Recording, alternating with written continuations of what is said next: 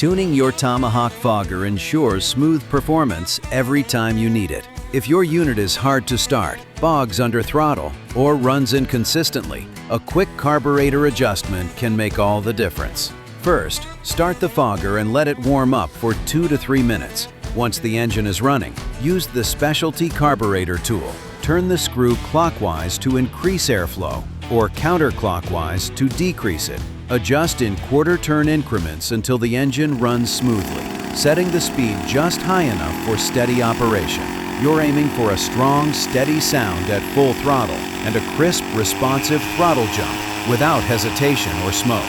Once tuned, your fogger should start easily, idle smoothly, and accelerate cleanly. Always perform tuning in a well-ventilated area with the water valve closed. For the best results, inspect the air filter, fuel lines, and spark plug regularly. Proper tuning and maintenance will keep your Tomahawk fogger performing at its best. And for more tips, support, and updates, don't forget to click subscribe.